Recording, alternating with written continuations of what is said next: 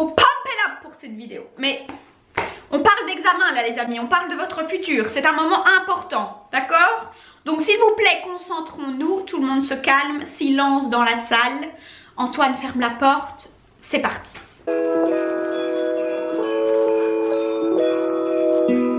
Hi friends, c'est Gaëlle. Bienvenue sur la chaîne et joyeux Vlogmas.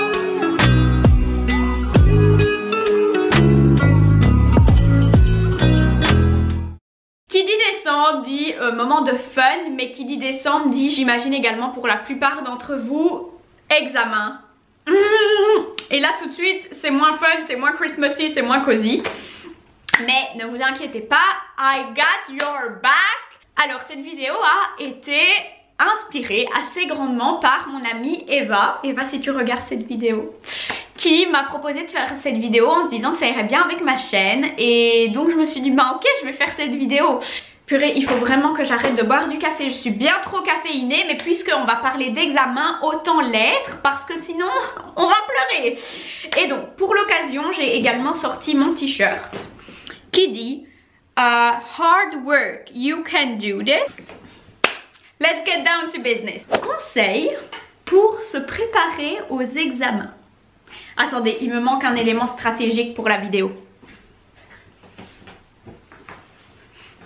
Conseil pour se préparer aux examens. La première chose, quand vos examens arrivent, que j'aimerais que vous fassiez tous, c'est respirer. Honnêtement, je sais à quel point cette période des examens peut être une période qui est super anxiogène. On est méga stressé, on a peur de mal faire et parfois j'ai un peu l'impression que la période des examens, j'espère que vous voyez avec mes lunettes, que j'ai un peu l'impression que cette période des examens c'est une période où on dirait qu'on court vers la finalité. La finalité étant le moment où on sort de la classe de notre dernier examen et où on se dit qu'on va enfin pouvoir re-respirer. Or que déjà juste la métaphore c'est assez triste et ensuite ça doit pas forcément être comme ça. Les examens n'ont pas besoin d'être une période qui est l'enfer à partir du moment où en fait on est bien préparé assez à l'avance. Et je sais que c'est plus facile à dire qu'à faire, mais je pense que tout revient au fait d'avoir de bonnes habitudes et c'est ces bonnes habitudes qui vont vous permettre de bien réussir et de garder un rythme de vie pseudo-normal pendant les examens. Donc premièrement, s'il vous plaît, respirez, prenez le temps de respirer et juste de vous dire que tout ira bien. Alors la première chose que je vous conseillerais de faire, c'est évaluer clairement vos examens sont dans combien de temps, vous avez combien de semaines et vous avez quelle charge de matière.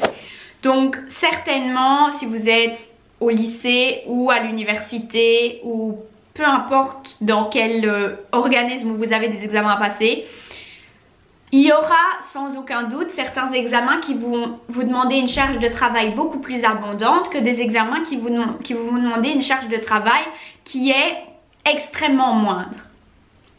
Et personnellement, je vous conseillerais de commencer par la matière qui va vous demander la charge de travail la plus conséquente. Je sais que c'est tentant de vouloir commencer par la chose qui va être la plus facile parce que vous vous dites ça, une fois que c'est étudié, je l'ai fait, c'était facile, hop.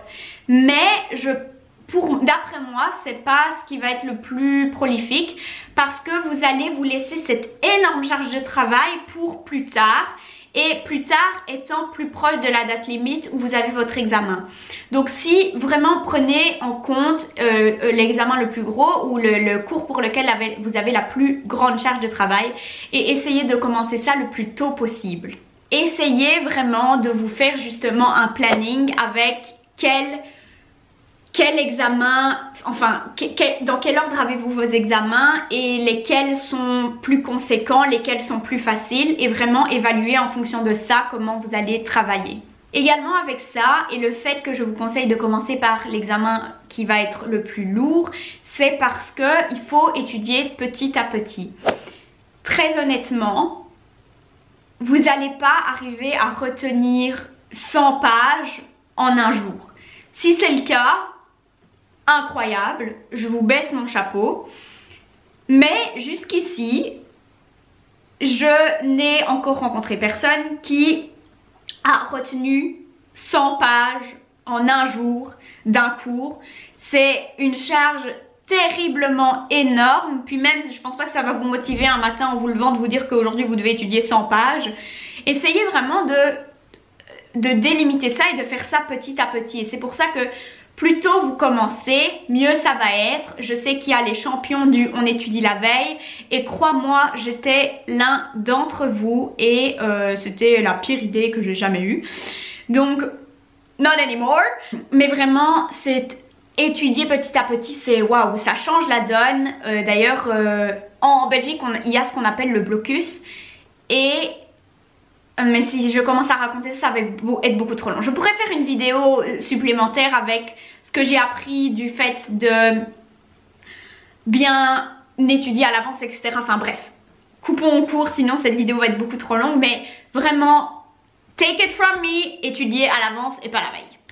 Et donc avec étudier régulièrement, c'est également important de relire vos notes et en fait de pas étudier aujourd'hui et de vous dire que cette matière que vous avez étudiée aujourd'hui, ben jusqu'au jour de l'examen, maintenant c'est bon quoi. Vous l'avez étudiée une fois, c'est fini. Non, non, non.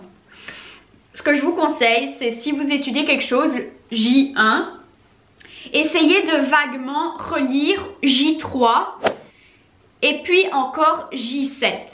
Ça doit pas être quelque chose qui vous prend du temps, donc vous ne devez pas passer 1 heure à relire, mais juste dans 2 jours, essayez de vous rappeler ce que vous avez étudié aujourd'hui, expliquez-vous à haute voix ce que vous avez étudié aujourd'hui, et c'est là que vient ce que j'appelle la blurting method, et qui est en fait, vous prenez une feuille blanche et vous étudiez quelque chose, donc le J1, le J3, vous prenez cette feuille et vous notez donc l'intitulé de ce que vous voulez mettre sur papier et vous notez en fait tout ce que vous vous souvenez. Vous n'allez pas justement vous souvenir de tout ce que vous avez étudié et ne trichez pas, ne prenez pas votre cours. Le but c'est vraiment d'évaluer qu'est-ce que votre cerveau il a retenu durant ces 2 jours et qu'est-ce qu'il a jeté à la poubelle. Notez tout sur papier et une fois que tout est noté sur papier, allez relire votre cours et regardez quels sont les points clés qui étaient importants mais que vous avez néanmoins manqué. Limite, notez-les en rouge sur cette même feuille. Et puis bref, retournez à vos occupations, ne vous préoccupez plus de ça. Et après, au J7, donc le premier jour que vous avez étudié plus 7 jours, donc la semaine d'après, reprenez cette feuille, essayez de vous souvenir ou même vous pouvez vous parler à haute voix également, vous n'êtes pas obligé de noter. Et après, allez revoir et renoter ce que vous aviez encore oublié. C'est vraiment une manière de vraiment enraciner les choses dans votre esprit et qu'elles restent vraiment là et qu'elles soient collées à l'intérieur au fin fond de votre esprit et qu'elles ne partent pas. Alors, pour moi, vraiment une des choses qui est le plus important et je pense une des choses qui pour moi rend le fait d'étudier pas comme une tâche énormément lourde, même si bien sûr il y aura toujours des choses qu'on devra étudier ou des cours qu'on n'aimera pas. Par exemple, au semestre prochain, j'ai un cours de comptabilité. Est-ce que j'apprécie la comptabilité? C'est un grand mot, mais je suis obligée de le passer. Et en fait, que ce soit, peu importe ce soit quoi, particulièrement également si c'est un cours d'histoire ou un cours de sciences sociales, ou enfin peu importe, quand vous étudiez, il faut absolument que vous compreniez ce que vous étudiez. Le fait d'étudier quelque chose par cœur et de ne pas comprendre ce que vous étudiez, c'est le meilleur moyen le jour de l'examen de se casser la fraise, pour être poli, parce que en fait vous essayez de... En fait, c'est comme s'il y a un bol, vous essayez de remplir ce bol, le bol étant votre cerveau, avec tout ce que vous devez retenir, mais en fait, vous comprenez absolument rien. Le jour de l'examen, ce bol, il va exploser et vous savez absolument pas ce qu'il y a à l'intérieur du bol. Est-ce que ça avait du sens? Pour moi, oui. Anyway. Donc, essayez vraiment de comprendre ce que vous étudiez, particulièrement si c'est en fait... J'avais un cours à l'université qui portait sur les institutions et politiques européennes et je me souviens que j'avais conseillé à une de mes amies d'étudier, de comprendre ce qu'elle étudiait et je me souviens qu'elle m'avait dit mais Gaëlle, c'est de l'histoire, il n'y a pas à comprendre, tu dois juste retenir. Mais en fait, pas vraiment. Parce que bien sûr, c'est quelque chose à retenir. Après bon, moi j'adore l'histoire donc ça dépend aussi de chacun, mais dites-vous que vous voyez par exemple si c'est un cours d'histoire, il faut comprendre, ok, l'événement A, ça fait que 10 ans après il y a eu l'événement B et ça en fait ok ça s'est passé parce que ouais il y a eu ça, donc c'était logique dans, vous voyez, il faut faire des liens entre les choses, que dans votre esprit ce soit clair pourquoi telle chose se passe, pourquoi dans mon cas tel pays s'entend avec tel pays ou ce genre de choses, et pas juste essayer de retenir plein d'infos qui sont complètement qui n'ont aucun fil conducteur entre eux dans votre esprit et en fait même pas comprendre ce que vous étudiez. Vraiment ce sera tellement plus fun pour vous si vous comprenez ce que vous étudiez. Et avec le fait de comprendre ce qu'on étudie, n'hésitez pas à poser des questions à vos profs et je trouve que particulièrement à l'université c'est quelque chose qui n'est pas assez utilisé et pourtant les profs ils demandent pas mieux de encore vous expliquer pour que vous compreniez, de parler avec vous, d'échanger avec vous, donc vraiment prenez note de ça et si vous avez des questions, demandez au prof de vous réexpliquer, ça va être tellement bénéfique pour vous parce qu'en plus la plupart du temps quand ils vous réexpliquent personnellement à vous et pas à un auditoire de 500 personnes, ils sont un petit peu plus personnels et parfois ça vous permet de beaucoup mieux comprendre, donc vous savez ce qu'il vous reste à faire. Ensuite, quelque chose que moi j'adore faire et je le fais, c'est vraiment, ça m'aide vraiment à retenir, c'est m'expliquer ou me parler à moi-même. Donc déjà quand j'étudie, me parler à haute voix à moi-même, mais également essayer de, en fait je m'explique les choses à moi-même à haute voix. Ça peut être même parfois quand je suis dans le bain ou quand je fais la cuisine. Et alors quelque chose que je fais souvent, c'est que le soir de l'examen, donc enfin le soir la veille de l'examen, vraiment j'ai cette image dans ma tête, la veille d'un examen j'étais dans ma salle de bain et j'ai commencé à me raconter le cours de géopolitique à haute voix. J'étais oui donc il a fait ça et après est né de ça le traité de et vraiment pendant toute ma douche je m'expliquais à moi-même mon cours de géopolitique et ça montrait bien que j'arrivais à trouver l'information dans mon esprit sans avoir besoin de regarder ma farde ou d'avoir une question devant moi, parce que une erreur que font beaucoup de gens, et faites attention à ça, c'est que les personnes font beaucoup l'erreur de avoir leur cours devant leurs yeux, voir un intitulé ou voir une question et dire ah oui ça je connais, je m'en souviens. Ok, vous connaissez, vous vous souvenez, ça m'étonne pas, vous avez l'énoncé sous vos yeux. Si vous fermez votre farde, que vous la rangez et que vous partez au milieu du parc, est-ce que vous allez toujours vous en souvenir? C'est ça en fait qui est important de vérifier, si peu importe la situation dans laquelle vous êtes, si vous vous en souvenez. Et c'est ça qui va faire que la différence entre apprendre quelque chose, du savoir qui est super intéressant pour vous d'avoir, non pas seulement dans le milieu scolaire mais juste en tant que culture générale, ou apprendre quelque chose par cœur juste pour taper sur une feuille d'examen et avoir 20. Un autre conseil quand vous étudiez, c'est essayer d'imaginer les questions que les profs vont vous poser. Et c'est quelque chose qui, il y a 2 ans, j'avais un examen, je me souviens, j'avais vraiment apprécié ce cours et j'essayais à chaque fois de m'imaginer quelles questions le prof pourrait poser.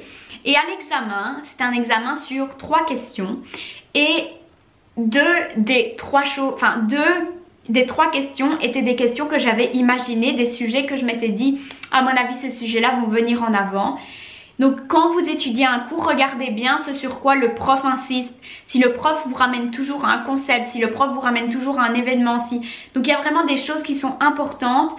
Focalisez-vous vraiment là-dessus, comprenez ces choses-là et essayez de vous dire ok on a vu ça, comment est-ce que le prof pourrait poser sa question? Ok, il pourrait me demander ça, il pourrait aussi lier ça avec ça et me demander ça. Donc essayez de vous mettre à la place du prof et ça va vous laisser de très belles surprises le jour de l'examen. Alors ensuite, mes quelques conseils suivants sont des conseils qui touchent plus à votre étude mais juste à votre...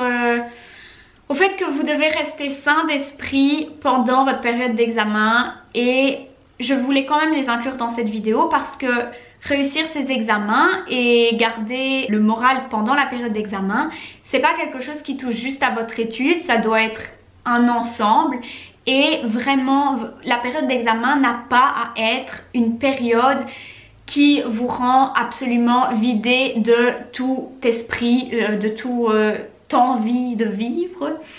Et je pense que ces conseils-là sont intéressants d'incorporer dans cette vidéo. La première chose, vous allez dire Gaëlle, bien sûr, mais c'est la chose qu'on laisse le plus tomber pendant la période d'examen. Est-ce que vous savez c'est quoi? Dormir. Le sommeil est très important. Il faut savoir que quand on perd 1 heure de sommeil, on perd 2 heures de travail le lendemain, on est beaucoup moins alerte, on est beaucoup plus fatigué, on n'est pas motivé, on n'a pas envie de travailler. Vraiment, ne sacrifiez pas votre sommeil, il faut absolument dormir. Et particulièrement la veille d'un examen, c'est très important d'avoir vos 7 à 9 heures de sommeil, parce que c'est quand vous dormez que vous retenez l'information. Donc si vous travaillez, vous étudiez, mais que vous dormez jamais, l'information elle n'a pas le temps d'être ancrée dans votre cerveau. Donc s'il vous plaît, allez dans votre lit et dormez de bonnes heures de sommeil. Ensuite, avec ça, c'est s'il vous plaît, essayez de rester propre. On sait à quel point c'est facile pendant les examens de rester en pyjama toute la journée parce qu'on étudie et voilà, juste on se lève, on étudie, on change même pas de vêtements et puis on va redormir dans les mêmes et on se relève.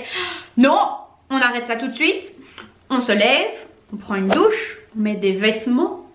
Je vous dis pas de mettre un jeans ultra serré, mais juste mettez un autre vêtement que celui dans lequel vous avez dormi et ça va directement vous faire vous sentir plus alerte et ça va quand même vous faire garder un certain niveau de vie. Puis au soir quand vous allez dormir, remettez votre pyjama, mais évitez de passer la journée dans le même vêtement et ce pendant 7 jours d'affilée. Et un autre conseil avec ça, c'est pas parce que c'est la période des examens et que vous avez des examens qu'il faut rester à votre bureau de 8 h du matin jusqu'à 22 h du soir. S'il vous plaît, restez actif. Essayez le matin d'aller marcher même pendant une demi-heure ou 1 heure, ou le soir aller marcher pendant une demi-heure, 1 heure, ou faites du sport à midi, coupez votre journée, mais essayez vraiment de rester actif pendant la période des examens. C'est tellement facile de en fait ne plus rien faire à part être assis sur une chaise et c'est pas du tout sain. Et en plus le sport, le fait de bouger, le fait de prendre l'air frais, ça augmente les performances.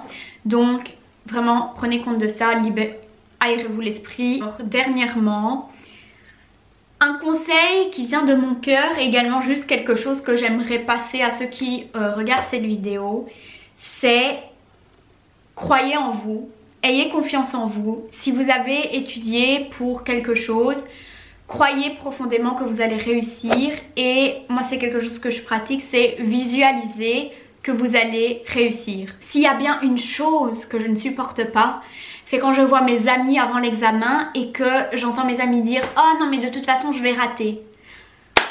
Non! Non!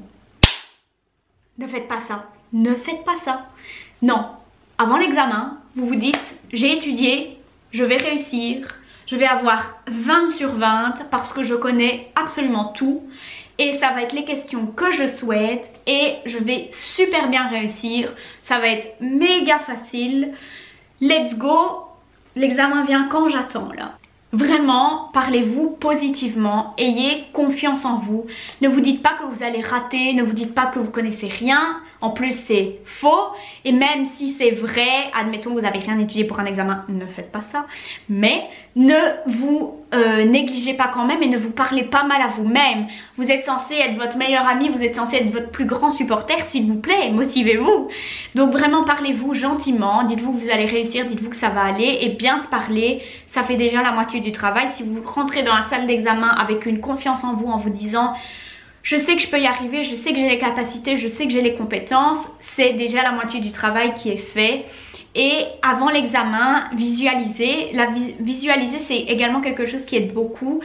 La veille d'un examen ou la veille de quelque chose d'important, j'essaye toujours de visualiser le moment où je vais passer cet examen et réussir et je vais vraiment m'imaginer dans la salle d'examen et me sentir en paix, me sentir calme et dire ok je vois les questions, ok je suis en train de travailler, ça se passe bien, ok je fais mon examen dans les temps délimités, je suis calme, je connais, je suis confiante.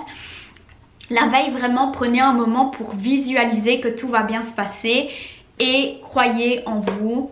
Si vous avez travaillé, il n'y a pas de raison que ça se passe mal. Donc voilà, j'espère que vous avez apprécié cette vidéo et que vous aviez trouvé ces conseils utiles. N'hésitez pas à laisser un like, dites-moi en commentaire si vous avez des examens, c'est quand vos examens, durant quelle période, si c'est avant Noël ou après Noël. Et dites-moi peut-être l'examen pour lequel vous êtes le plus stressé. N'hésitez pas à vous abonner si vous voulez voir plus de vidéos parce que je fais plein de vidéos jusqu'au Noël.